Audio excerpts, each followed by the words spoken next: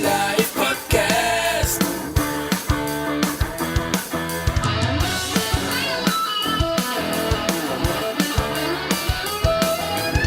Oilerslive podcast.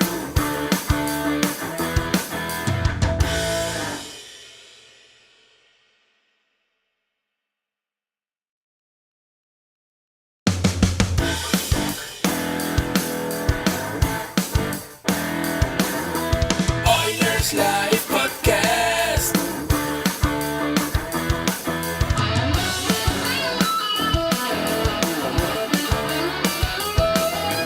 Oilerslive podcast.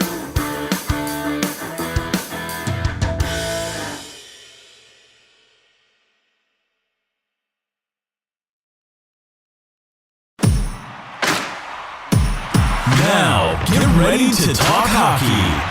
Streaming from the Oilers Live Studio. Subscribe or follow today.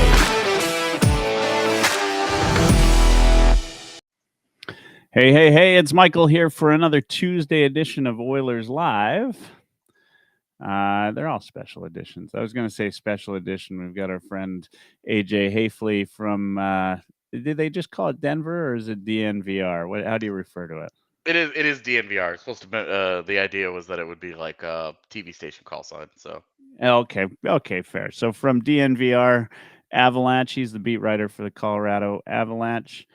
Also a member of the Professional Hockey Writers Association.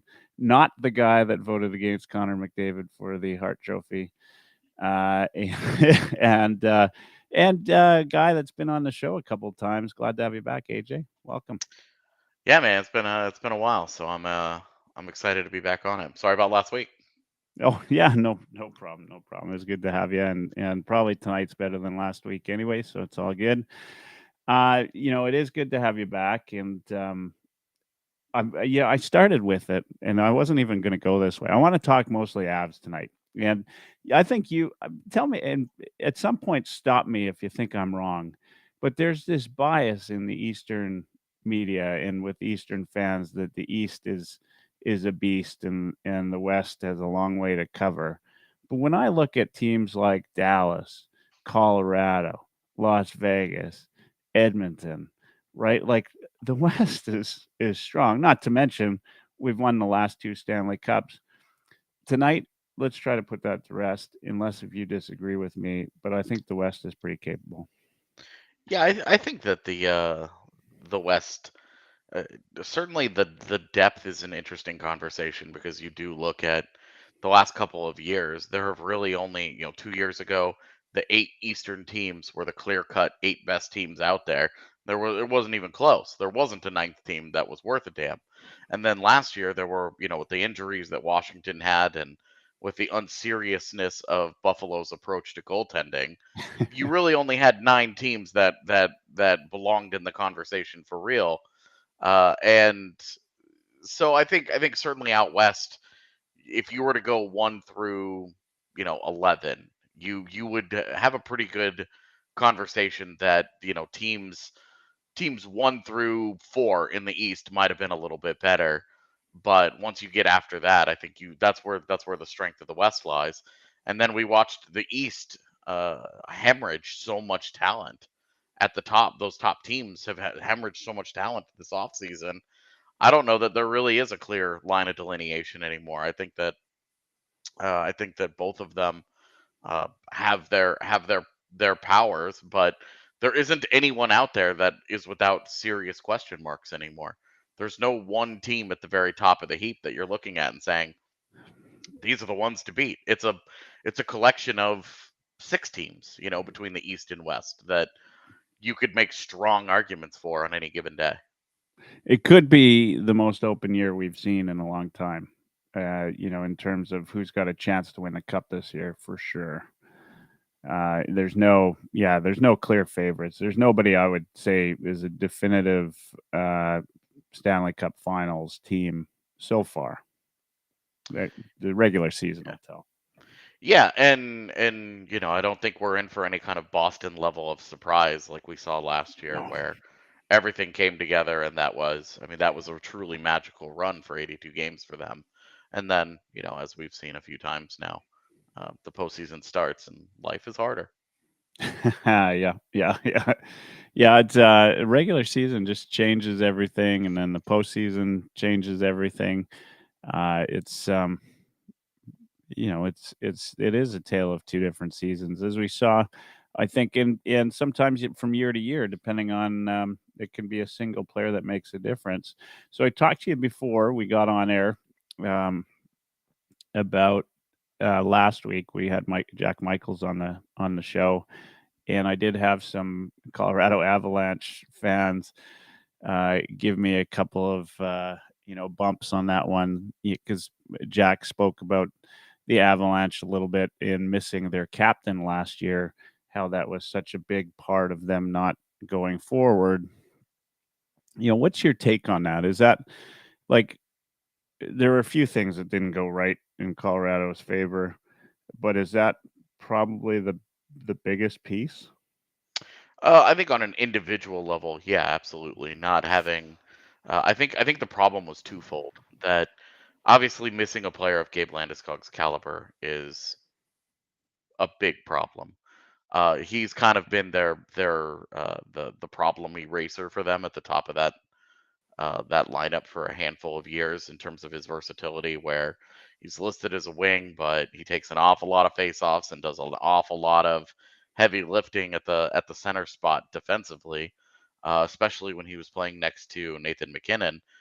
He would do an awful lot of things to help him out, to help cover that spot. And so not having that guy was a big problem. And the other part of it was that they kept thinking they were going to have him. And so it was $7 million that just went unspent throughout Yeah. the season because, at the start of the year it was, hey, it's gonna be we think he'll be back maybe November. And then there was an official 8 to 12 weeks, which was sometime in January. And then it was, well, okay, January rolled around and, well, we don't really need to push it. We're gonna give him some extra time. The All-Star break is at the start of February. Let's just not worry about it till February.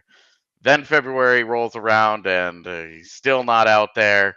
And then he started skating with the team after the trade deadline. So they were thinking, hey, he's going to be healthy. We're going to get this guy in here.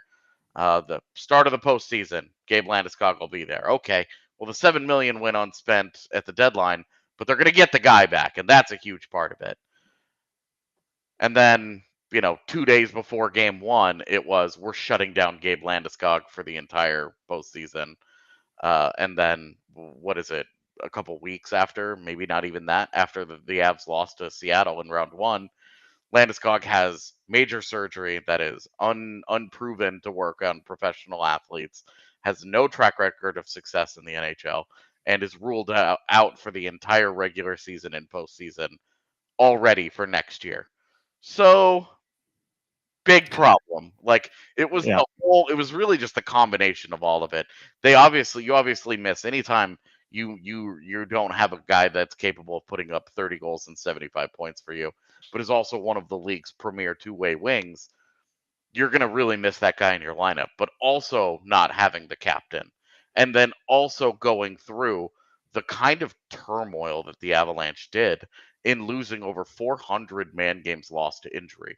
In playing lineups, there was a point in December where they had two players that were healthy in their top 9 that had any business being in a top 9 in the NHL.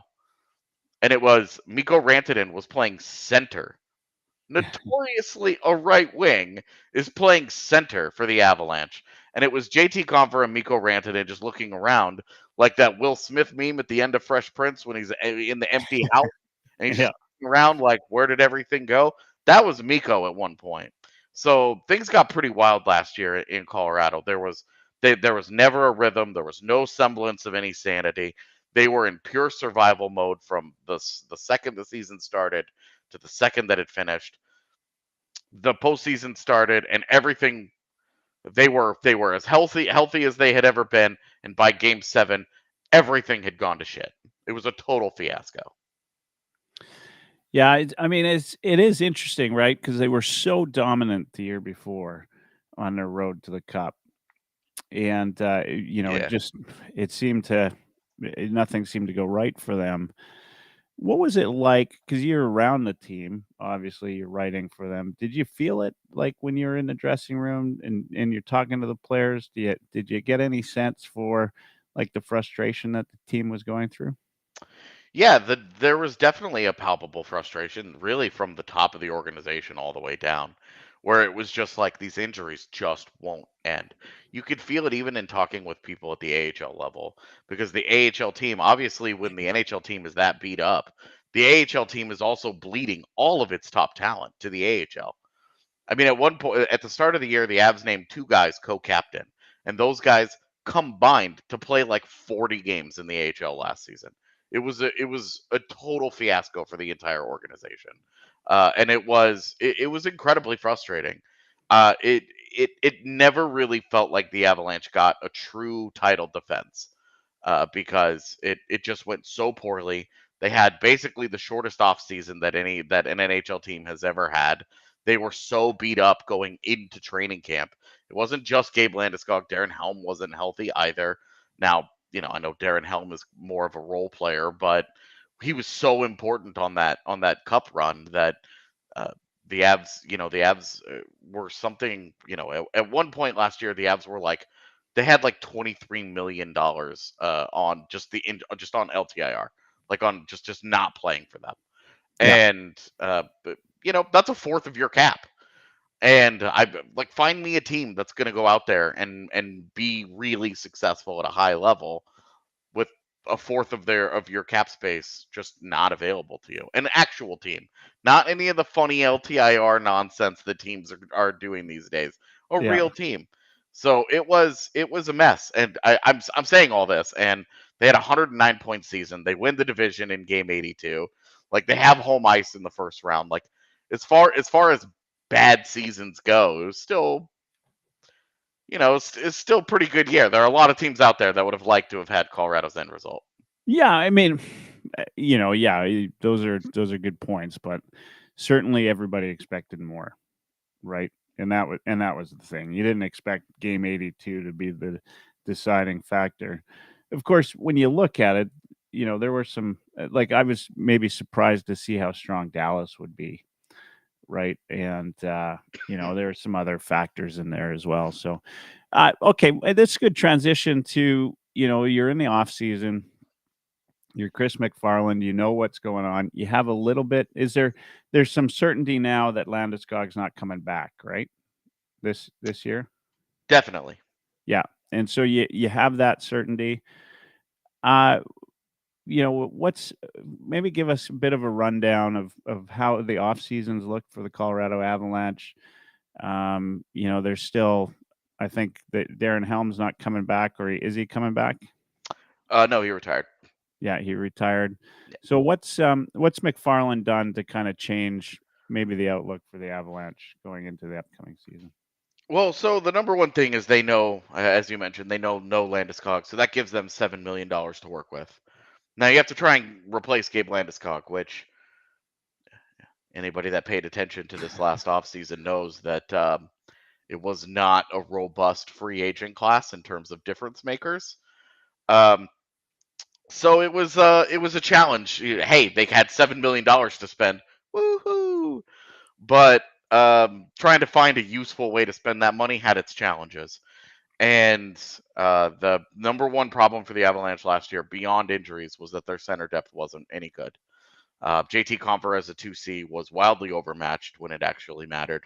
Alex Newhook took no meaningful steps forward from his rookie season, and Ben Myers was a total flop on the fourth line at center, and was a spot that, I mean, their fourth line at one point was Martin Kaut being centered by Curtis McDermott and Jacob McDonald, which, if Oilers fans aren't familiar, those are defensemen. So, defensemen by trade. Both guys Yeah. have moonlighted at forward in their NHL careers, but they are primarily defensemen. And Colorado's fourth line was a right wing put at center, and two defensemen. So that was the kind of year it was down the middle for the Avalanche. So the main thing was they went out, they got Ryan Johansson for nothing. It was future considerations and Alex Galchenyuk's rights. Nashville did not sign Galchenyuk. He went to Arizona and then had the meltdown of all emotional meltdowns, and Yeah. lost that contract. Yeah. So they get Ryan Johansson for free at half retained, $4 million. Hey, he's been hurt, but it costs them very little it costs them essentially nothing to acquire him. It only costs them $4 million in cap space. They had to take some chances, and that's really the theme of the offseason. Chris McFarland had to take chances. There weren't very many safe bets out there. So he takes a chance with Ryan Johansson having a bounce back season after having a sub 30-point year last year, in another injury riddled year, which he has mostly had since getting to Nashville. Like most of his Nashville career, he fought injury problems. So that's the number one thing they did. Then they move Newhook to Montreal for a first and second round pick the day before the draft. The morning of the draft, they move one of the second round picks that they ended up with, or the second round pick they ended up with from Montreal. They move for Ross Colton. They give Ross Colton a 4-year deal of $4 million. It's pretty rich for what he has accomplished so far in Yep. the NHL, but he's going to come in and he's expected to be the 3C now. So they've at least fixed that. Where Ryan Johansson and Ross Colton, 2 and 3 down the middle, are two guys that are pretty proven in the roles they're being asked to play in. It's more of a Ross Colton, can he handle a full-time job where he was more of a lineup amoeba for the Lightning last year as a guy that they had their own injury issues. He moved around and did tons of things. Ryan Johansson, can he just stay healthy? When he's been healthy, he's been effective. He's kind of a quiet player. I think he's going to drive Jared Bednar absolutely bonkers. Because he's his entire career, coaches have been trying to get him to engage at a higher level on a night-to-night basis. You don't typically fix that magically when you're 30 years old. Yeah. Maybe Jared Bednar's magic pixie dust actually works. Who knows? But the number one thing for Ryjo, he needs to stay healthy. So the Avs took that chance there. Then they took the chance with Ross Colton in a full-time, we're trusting you as a 3C, who's more of a wing in Tampa Bay. So okay, now they took that chance there. Then free agency day came around and the Avs just decided to go balls to the wall. They gave Miles Wood, for some insane reason, 6 freaking years, man. Hey, Miles Wood is a proven NHL player. He's solid. He's fine. He's got a big time penalty problem, and he's only been like so good in the NHL as a guy, as a bottom 6 player. Fine. The money is fine at $2.5 million. It's not offensive. For the role in his career and all those things, it's all good, man. It's fine. 6 years is, I don't know. Whatever. So I certainly don't love it. I don't get it, but maybe it ends up being a wonderful value by the end of it. Probably not, but who knows? So the Avs took the chance on the 6 years there, but at least they got a player in Miles Wood. Then about, I don't know, it was like maybe 5 minutes after the Avs announced that they had signed Colton or Wood to a 6-year deal. We knew we had signed him, and then it was almost like the Avs knew that the 6-year term was absolutely insane, because they were like, hey, we can confirm that we have signed this player, but we don't want to tell you anything about the contract. It took us like 2 full hours from the announcement of Miles Wood and the Avalanche are in agreement to actually getting contract details. It was obscene. And then, of course, the 6-year thing happens, and we're all like, our minds are blown. It's a modified no trade as well. Would you know the details around that one? It's like very, very limited. I think Okay. it's like 6 teams or something like it's Yeah. like bare, like just don't trade me to a bottom feeder, man. Just don't do that. Like that's what it was. And then immediately after that part that comes out, they agree to a damn near league minimum deal with Jonathan Drouin. And Avs fans who have been hankering for McKinnon and Drouin to reunite for the last like 10 years finally get their wish. It is finally time. Jonathan Drouin, and then it's what, like it's 800 and some odd thousand that he's making. Yeah, it's 825 that he's making. So just over league min. Yeah. You're talking about like the totally risk-free here. But can Jonathan Drouin stay healthy? Is his life together? Can he play any level of defense to not drive Jared Bednar nuts? Can he contribute on a team that has some structure? Because if you watched Montreal last year, you'll know that structure was not part of the plan for Martin St. Louis' group. No structure. Absolute chaos on the ice. It looked like an AHL team. A really good AHL team, but an AHL team. So can Jonathan Drouin play in a much more structured environment where the expectations are sky high, and just because of his relationship with McKinnon, it may not even be a fair ask that it's like people like me are like, he could have a 65-point season and I wouldn't even blink. And it's like, is that really fair of us to say this about a guy that has like 17 goals over the last like handful of years? So Yeah, I mean, yeah, I'll tell you in Halifax, they're excited about it. Yeah. I bet, man. I bet. Yeah, I mean, this seems to be the year of the reunions, right? I mean, we've got Connor Brown coming to Edmonton to play, maybe alongside Connor McDavid. It's doubtful that we'll see the two of them play many minutes together, and might be the same with Drouin and McKinnon. But if they're able to, revitalize any of that old chemistry, and magic happens. I mean, Drouin was half point a player throughout his career so far. He just hasn't played a lot of games, right? I mean, he's had one. Just let me look here. Yeah, he's had one full season, it looks like, and his defensive numbers are absolute garbage. Yeah. P.S. The defensive numbers for Drouin, Johansson, Colton, and Miles Wood, they're all bad. So the Avs are just like, well, we're going to drop you into our system with our coaching and our structure and the fear that Nathan McKinnon might kill you in your sleep, and we're just going to hope that all of these things just magically get better. When you look at the individual moves, you could talk yourself into the upsides of them and where you get it. When you look at them in totality, it's pretty fair to look at it and say, what the hell's happening here? Like, you are rolling the dice on every single one of these moves. There is not one of them that you can look at and say, from beginning of this contract to the end of this contract, I am confident in what I am getting. Yeah. So if you today, I mean, given what you've seen from McFarland, and he's about a year and a half into the Basically role? 2 years. I mean, what kind of letter grade would you give him, like on his performance so far in the offseason? And given the fact he didn't have a ton to work with, right? It's just as you said. I mean, the free agent pool wasn't.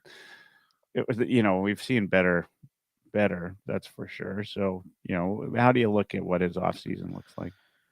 Yeah, I would say if we're counting how he was last season in it, I would just give him an incomplete because the team he built never played together, and so we have no idea how it would have gone. We just don't know what that universe looks like.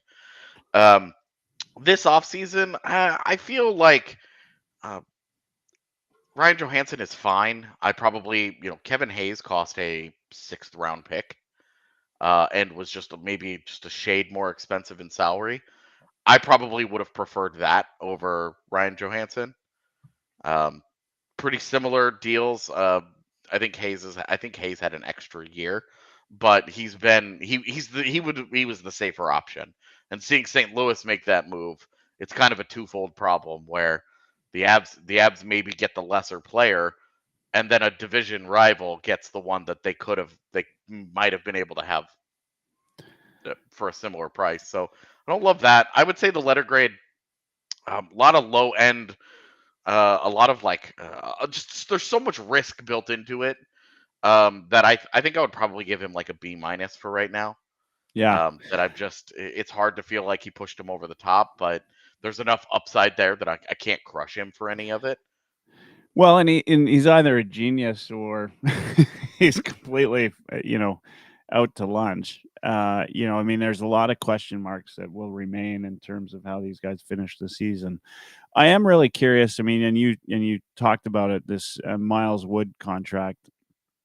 2.5. He wasn't a player that was really talked about with the Oilers, so I wasn't really following him from a free agent standpoint. Was there some competition there, or like Colorado? It's not like and I love Edmonton. It's my home. So I'd go and play there for league minimum. But there's a lot of players that want a little bit of an Edmonton bonus if they're going to play there because it's it's northern city. Uh, Travel is absolute crap and all of these different things. But Colorado, it's not like this is actually a good place to play. Like you get to play with arguably two of the best players in the world in Cale Makar and Nathan McKinnon. And Colorado or Denver's a beautiful city. It's right smack dab in the mountains. You can do all those things. It might not be Florida. I don't know what the taxes are like there, but why 6 years? Why $2.5 million? Why the modified no trade clause? I mean, you seemed like you're questioning these things as well, but have you heard any reason for them? Yeah, so the Miles Wood one, the modified no trade, I don't understand even a little bit. I just don't. I mean, good lord, man. What's one thing that has made me nervous about McFarland early on is that under Sakic, the Avs gave out very little trade protection, even on some of their best players. You're talking trade protection was pretty rare. They just didn't do it much. And then if you go and you look at uh, the Avs right now, if you just go and look at their cap sheet under McFarland, you'll see there are like half the roster has some sort of protection there. Josh Manson got one. Um, Lehkonen got one. Natushkin got one. Obviously, McKinnon got one. Rantanen, I guess Rantanen's is a few years older. And then Miles Wood has one that kicks in at some point. And it's just like, dude, like this is you're making it harder on your future self to be able to move these guys if things don't go the way that you want them to. But it's in terms of the 6 years, from what I had heard is that Wood had multiple like long-term offers of Okay. at least 4 years on the table. And a couple of them had higher AAVs than what the Avalanche were willing to go. And so the Avs just said, hey, if we stretch this out and give an extra year or two, can we get the AAV down to a more palatable number? Now, 6 years, I wouldn't have even blinked at 6 years had it gotten to 2 million. But the fact that it was both 2.5 and 6 years, I don't know, man. For me, I just thought, why? You don't see very many of these contracts given out to guys who are bottom 6 players. And Yeah, the I mean, ones the that we only thing have I seen, yeah. those guys have been better players. Like Kalle Yarncrook and Brandon Tanev were both better, Yeah. more proven players in there when they got the deals that they got, which both of them when they were signed, everybody was like, what is this? But those deals aged well because those were better players. Wood is a hard capped bottom 6 guy with a big time penalty problem. The Devils made the postseason and weren't even entirely comfortable with him in the lineup. So it was definitely, I think, a tough one. But you also saw there were that teams this year have been more comfortable than ever moving and just giving players away to just get out of contract issues. Yeah. We're just going to give these guys away for free. We've seen it with higher profile guys. Vegas certainly with Fleury and Pacioretty in back-to-back years. Yeah. That's for got nothing in Vegas. return. Vegas is a bad example. Sure, but like what I'm saying, teams have just gotten very comfortable just saying, we're just giving this guy away for very little here for free. Yeah. And so maybe this is where and then you see the Avs give 6 years to Miles Wood. The Islanders give 7 years to Pierre Engvall and Scott Mayfield, where you're just like, are these the guys that you give those deals to? But I think there's so much faith that that the cap will go up, that teams are just willing to live with it and saying the AAVs are low and money has been the major factor here in being able to dump contracts or not, much more so than term. So I don't know. Yeah, I mean, you have to think that some of the thinking behind that 6 years at 2.5 is that the cap's going to go up to the point at which by the end of 6 years, that's close to similar to a league minimum type of salary that it Yeah. doesn't matter if it's on the books or off the books. But in this case, when I look at the salaries for the Avalanche, I mean, you got a lot of players in that 4 or 5 year standpoint that are where 2.5 million is the low ball one out of all those. They're all modified no trade clauses. This is the team you're going with right now for the foreseeable future. And so, as I said before, either McFarland's a genius or it's an early exit for him and a short tenure as GM. And every there's probably 50% of the Avalanche fan base that calls for the coach's head every now and again. Is Bednar is he in any trouble this year at all? Is there any No. expectation from him? I mean, I didn't think there would be, but he's pretty safe. Yeah, he's fine. There isn't any. There's at the moment there is absolutely no appetite to move on. And one of the things that when we talk about on our shows, and in our coverage, when we talk about the possibility, when we address it and say, hey, could a team move on from Jared Bednar? Sure, it's easy to fire a guy, but when you're hiring somebody, you're trying to move the organization forward. Is there going to be a guy out there right now that you have confidence is going to be a better head coach than what Jared Bednar is right now? Hell no. Give me a break with this. If Jared Bednar got fired tomorrow, there would be probably at least five to seven teams that would have conversations about firing the guy that they have behind their bench right then to try and get involved in hiring him immediately. The guy I has totally won see that. everywhere. Yeah. And one of the keys, I mean, it's a fan thing, right? I mean, Totally. under Woodcroft and Edmonton's had one of the best records since he's joined the team. And there's still a segment of the fan base that calls for his head after one bad line combo in a game.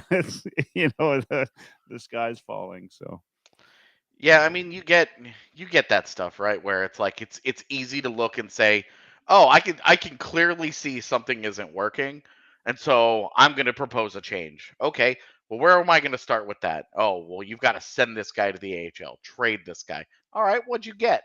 What'd you get in return? There's a large chunk of Avalanche fans that can't stand Sam Girard, right?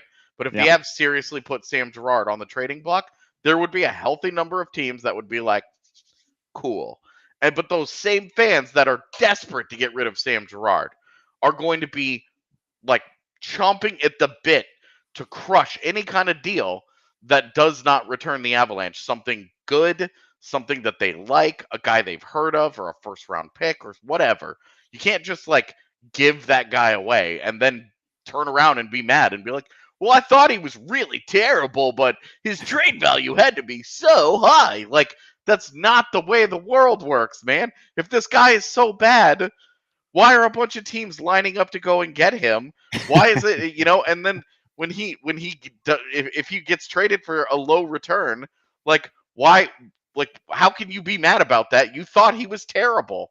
That should be what he's worth then, right? Like, you just can't have it both ways. And it's always, they expect GMs to be magical. Yeah, well, they've spent too much time playing the NHL version where you had multiple phones depending on how good you were as a GM. Like, give me a break with this. Like, that's the stuff that I'm like, this is white noise. You are deeply unserious about this. Just please stop. Yeah.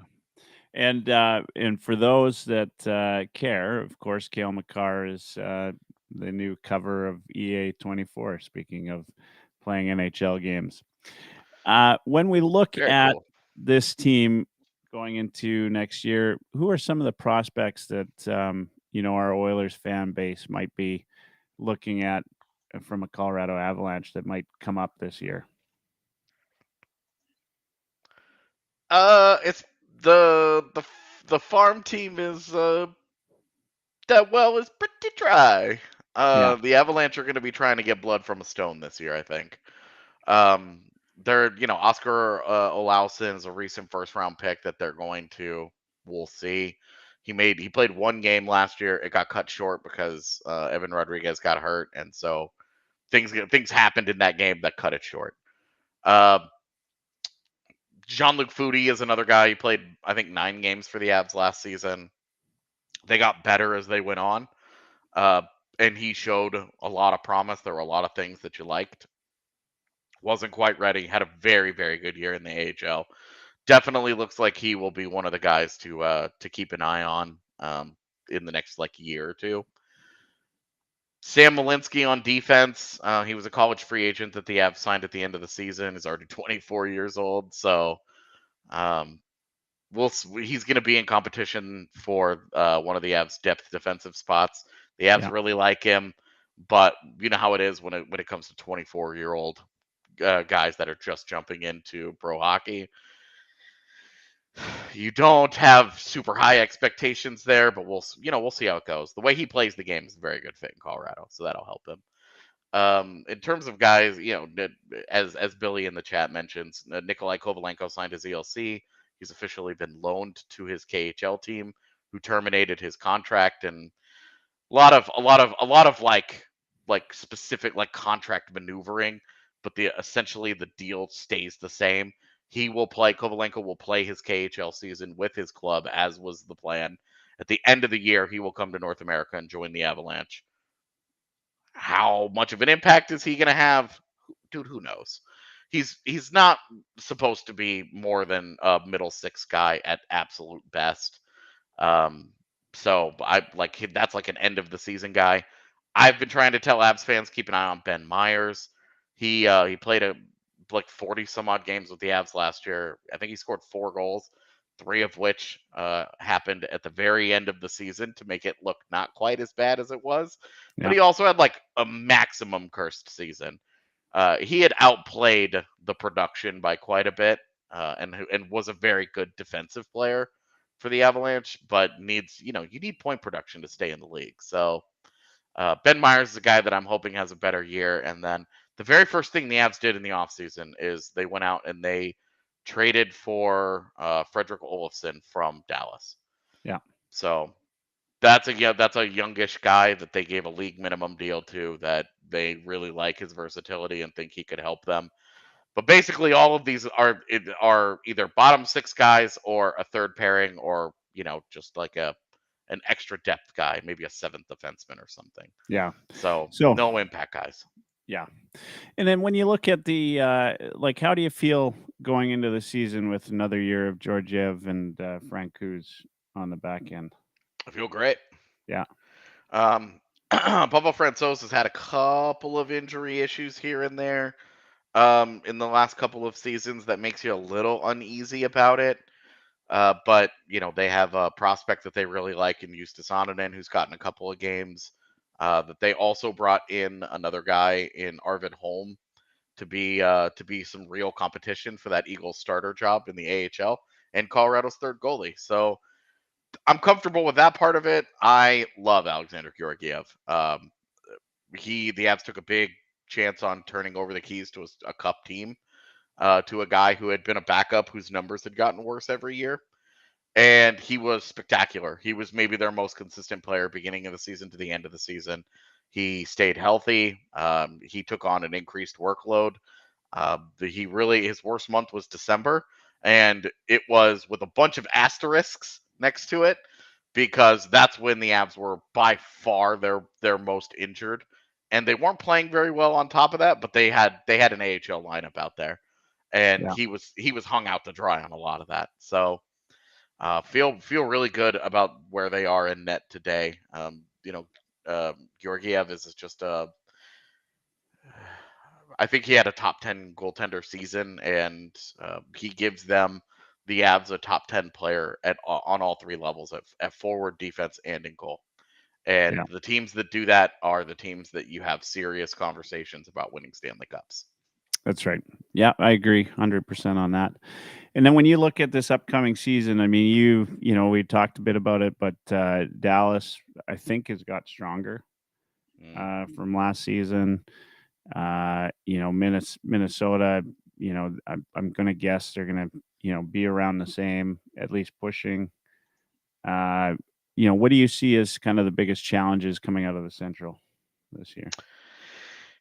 I mean, for the Avalanche, their greatest enemy continues to be just the battle of health, of course. But yeah, I think Dallas and Colorado going into the season, those two teams I think have clearly separated from the division.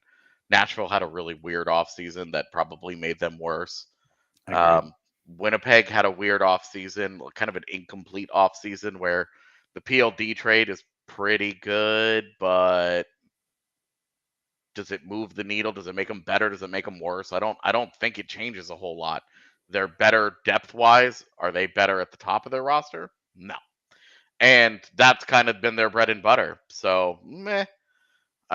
Minnesota, meh. I often try to forget Minnesota exists. Watching those games is my own personal Guantanamo experience. And Arizona got better. Great. They were a 70-point team. There was a lot of room for them to get better. Now they're probably an 80-point team. Yeah. Neat. Drafting Connor Bedard makes Chicago better.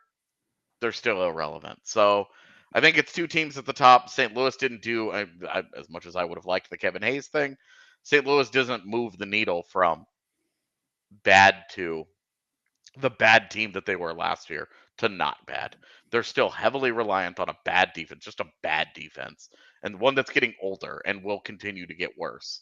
And Jordan Binnington, which we all know that guy's nuts and not great. So Yeah.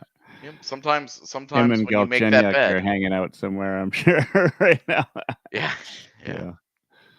Yeah. How many games do Colorado play Chicago this year? Is it 4 or 3? I don't know, man. I don't actually start looking Yeah. at the schedule seriously until Yeah. until I have to start living it. Yeah, I always look first at the Battle of Alberta, which has become less relevant now that Calgary's taken a dip. But Do you want them to be good? Like, is that more of like a kind of an iron sharpens iron, like the rivalry is at its best when the teams are on the same level? Or is it like how I feel about Detroit, where I'm like, they could suck shit for the rest of my life? yeah, no, I get that feeling. I want them to be good, but not that good. I'd like them to compete and just good enough that they think they can beat the Oilers. Like when the playoffs happened there and Connor put the nail in the coffin and practically destroyed the team. That's exactly how good I want the Flames to be. And as long as they're, struggling around there, it's great. But when they're no good, it's like the Battle of Alberta doesn't matter, right?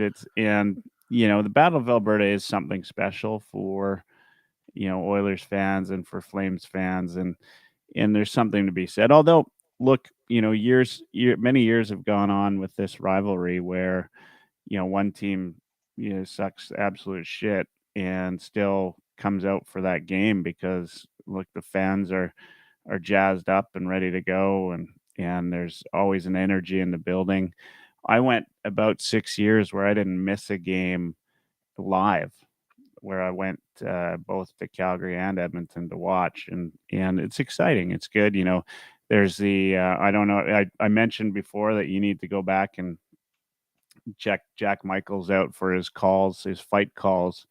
Go specifically to a Battle of Alberta game where he called a fight between Smith and Talbot that ended up, it was a line brawl and it was absolutely fantastic. And the players get right behind it. It's been really, great.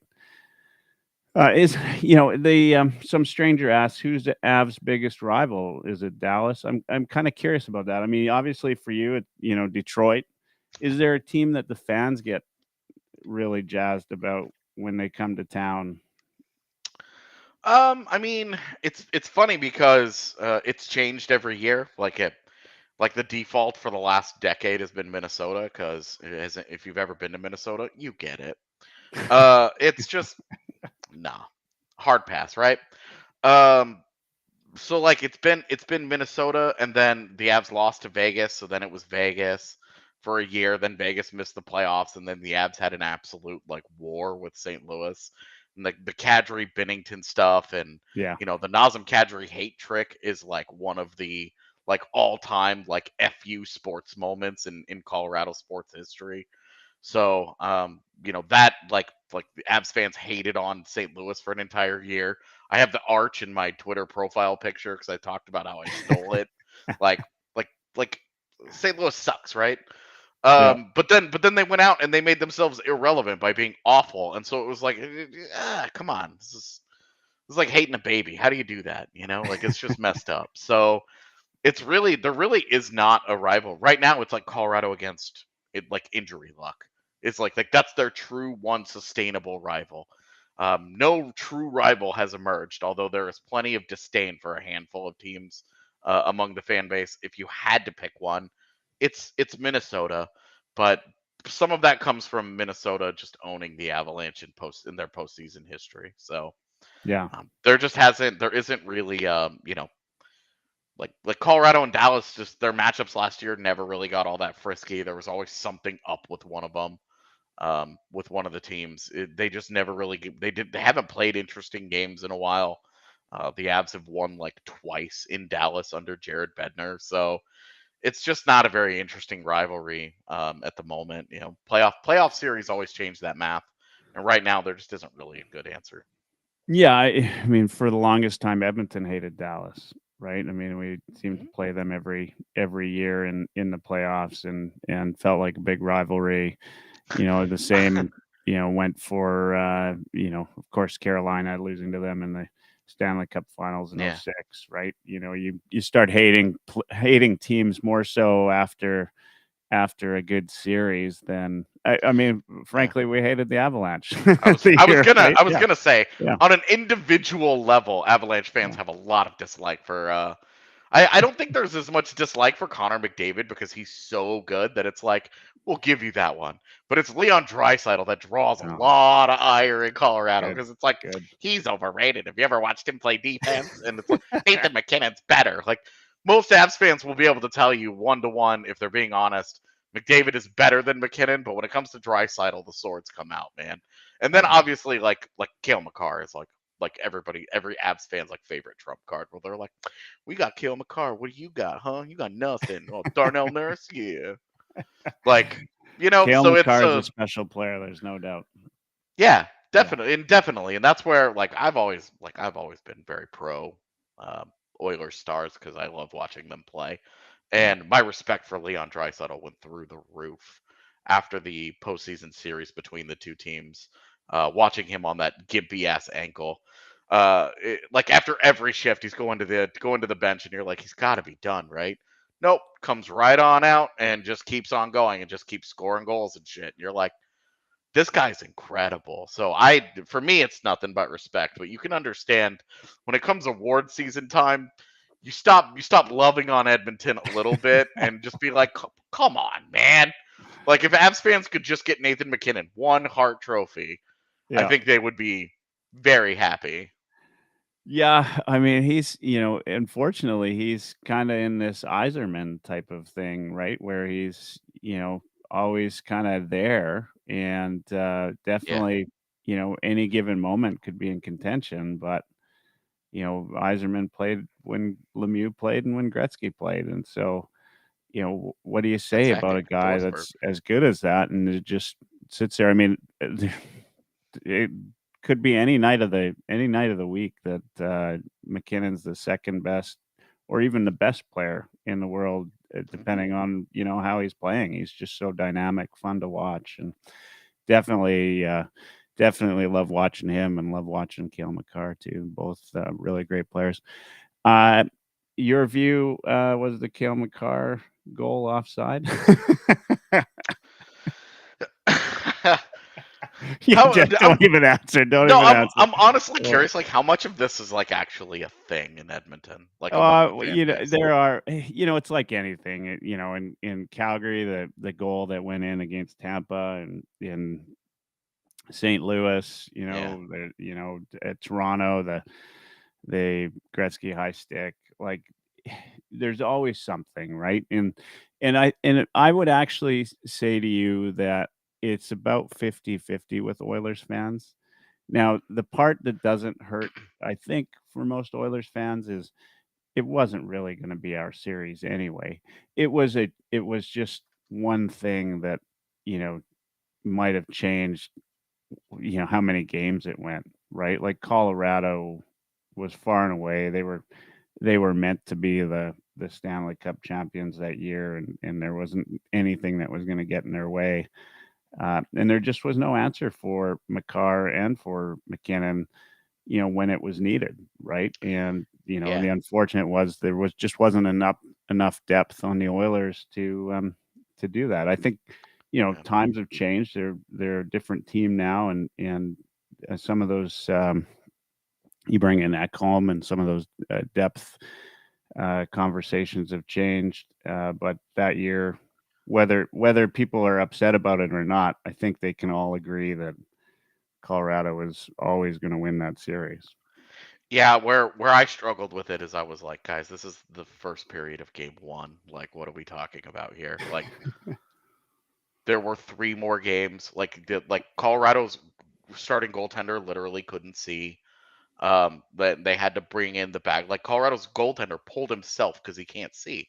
And Yeah, so you got an entire series of Pavel Francouz. And then also Evander Kane uh, breaks Nazem Kadri's thumb. So there's no you're on your backup goaltender and Colorado's 2C isn't there. Like you had a shot at it. And you want to focus on an offside play in the first period of game yeah. one. Like it was a pivotal moment in the series. Like, give me a break with this.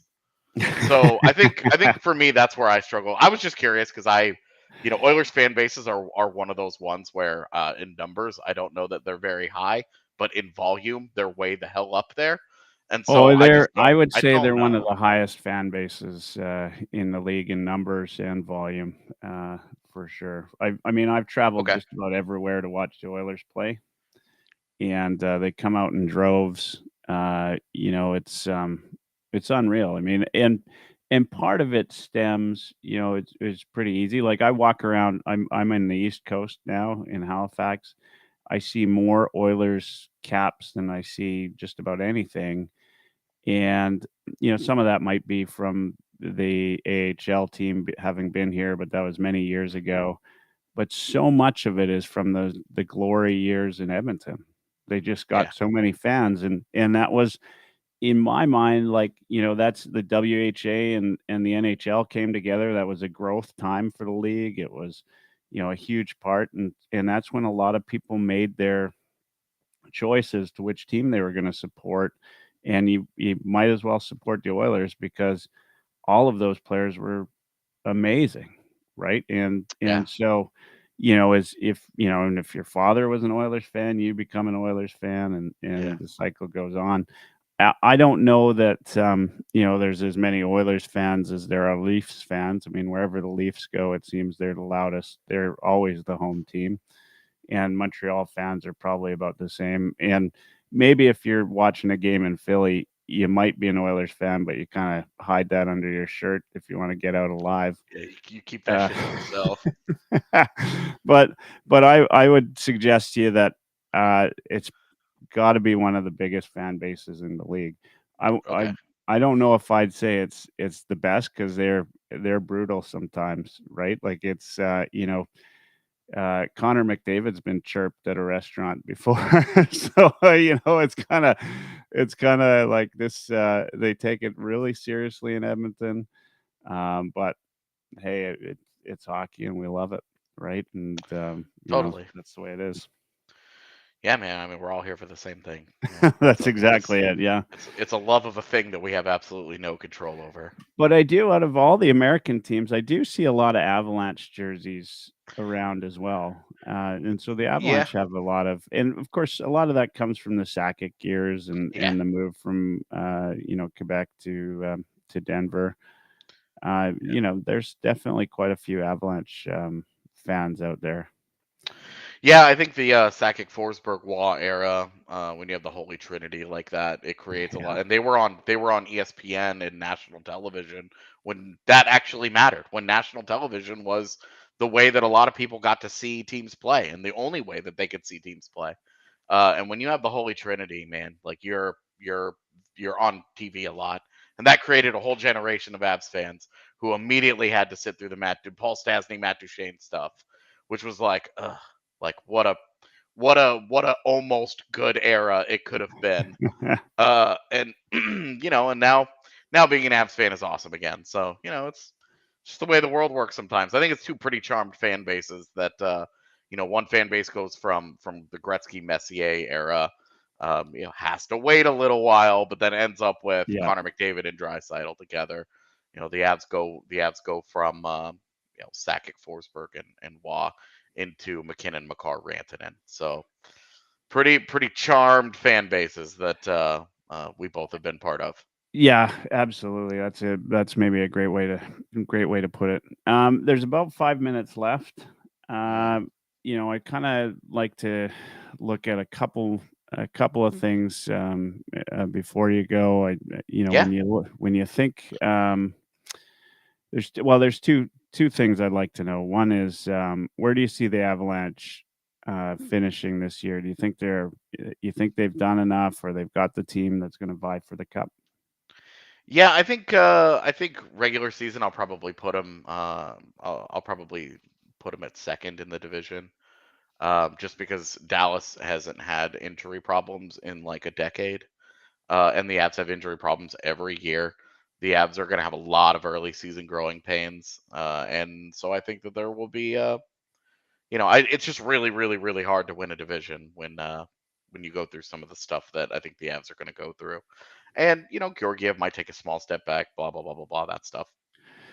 No, And I I still wasn't think going they'll to be ask pretty this good. question, but I'm going to ask it now because the Oilers have consistently, if you go by at NHL man games lost, they've consistently been in the top like 5 for probably the last 20 years of man games lost, which is crazy. I think personally it has a lot to do with the travel.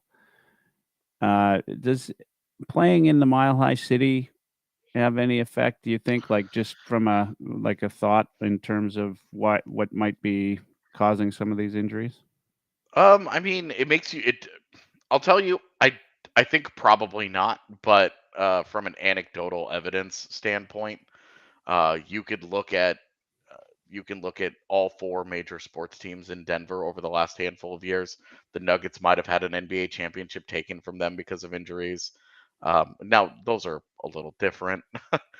um, but the Broncos have been one of the NFL's most injured teams recently. The Rockies have been horribly injured this year.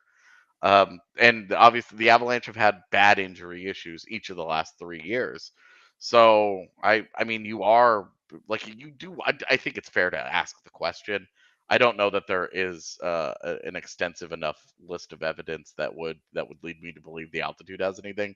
I agree with the travel though. I think the travel is a big problem in the NHL, and one reason why I would be all for eliminating uh, the need for cross conference games, um, especially each team has to go to every barn every year. Yeah. Eastern teams just have such a gigantic advantage when it comes to the Absolutely. wear and tear of Yeah. travel. And like there's a reason that when Western teams go to New York to play the Rangers, they always play the Rangers, the Islanders, the Devils, and sometimes the Sabres. Like they get it all out of the way. The same thing as Eastern teams going to California. They play San Jose, they play LA, and they play Anaheim. Boom, boom, boom, boom. Done. Yeah. Now we have Seattle and Vancouver. It's Edmonton and Calgary have always been that way. When you go to one, you got to go to the other because you're there and you got to make it count because you don't want to have to come back out. Yeah. So I do think the travel, especially for Western teams, and especially for a team like a Colorado, where there's not really anything that close to them. They don't have like a neighboring city that they can get to really quickly. Vegas, Dallas, St. Louis, they're not arduous treks, but Arizona, they're not like hard travel, but when you don't have like an easy one, you're not hopping on a train to go there, they all require a multi-hour flight or at least an hour and a half flight, which if that's your closest flight, my gosh, like you're not making any of these, puddle jumps that Yeah. you do out east sometimes. So I do think that the travel does have more of a wear and tear effect. Yeah. Yeah, absolutely. I've long suspected that in terms of the Oilers and why they continuously are up there in the top five. Okay, last question, and this is mainly for those folks, Oilers fans that are here that may end up in Denver. I asked you this the last time you're here. Suggestions from a fellow that lives in Denver. What you do as a fan visiting. What are the fans like? Anything, any advice you'd give anybody going to Denver to watch the Oilers play? Well, now I am completely biased, but I think that you have to drop by the DNVR bar, come see our bar Yeah. that we work out of. So, drop by and come see the bar, and come see a place that has hosted some actual championships in the last couple of years. Right No on. talking about the '80s up in that piece. We've had back-to-back parades in the city of Denver, so we're feeling kind of sexy right now. Yeah. So definitely come to the DMVR bar. When it comes to actually doing stuff downtown, God, I'm the worst person in the world to ask because I am a huge introvert who is afraid of people. Um, I hear we have a cool zoo. The Butterfly Pavilion is nice. Yeah. I think I think it has an underrated food scene as well. Yeah. So Excellent. you Excellent. Well, know, I appreciate you coming on today, AJ. And as I told you, I'll give you the last word. Just want to thank everybody for tuning in tonight. Thanks for a little bit of the chat and that make it a little bit interactive. As always, we'll be back next week, Tuesday, 9 p.m. Mountain. I believe next week we might have Dustin Nielsen on. I'll give you the goods on that when it's 100% for sure. So check out my Twitter at Oilerslive. Don't forget, put it in your calendars now, the Heavy Hockey Showdown, which is our annual charity game, will be February, now I forgot the date, February 24th. And it's the day after the Battle of Alberta. So Calgary and Edmonton in Edmonton. That's going to be a fun time. Put that in your calendars. That's in support of the Sexual Assault Center of Edmonton. Not much else to say. Check out heavyhockey.com for the latest and greatest Oilers content and some other content from around the league. And AJ, make sure you let everybody know where they can find you when you say your last words. You know the drill. Say whatever you want. Of course, it will depend on whether or not you get invited back. But I'll put myself on mute, and when you're done, make sure you say good night. That's my cue. Everybody else, thanks so much. Have a great night. AJ, you're on. yeah, I always appreciate getting invited on to do shows. Thank you obviously for having me. I appreciate it. If any Oilers fan wants to put up with me throughout the season, you can find me on Twitter. I'm still calling it Twitter. You can't make me stop. At Return of AJ. I bullied some Jets fans a long time ago, so my original Twitter handle got banned. So my bad, Jets fans. Sorry. At least that's what they tell me. So you can find me there over at DNVR underscore Avalanche is where we do all of our work. We've got, we do a bunch of pods, we do a bunch of video content, we have a bunch of written content as well. So if you have any interest in the Avalanche view of things, we're always around. We do 5 pods per week, even in the god awful month of August, throughout the course of the summer. So my my last missive, I guess, is mostly just promoting where we are, where you can find us. We have a great team of people that's out doing it. I want to say thanks to the Abs fans in chat that I know come from our show. I recognize a lot of you. It was cool interacting with some Oilers fans. It's always fun to be behind enemy lines and see how the other half lives. So it's being on the other side of that Western Conference final sweep is it's cool to say hi. And I don't have any dunking. I like the Oilers. I think they're really good. I thought the Matthias Ekholm deal was my favorite to the deadline last year. So I come in peace. I swear I'm not the worst person in the world. But other than that, no, I don't have any. I don't have any trash talk for you. Um, you know, I let the banner do all the talking. So well, hopefully I'll get invited back, and hopefully I was nice enough. So I guess that's it. Good night.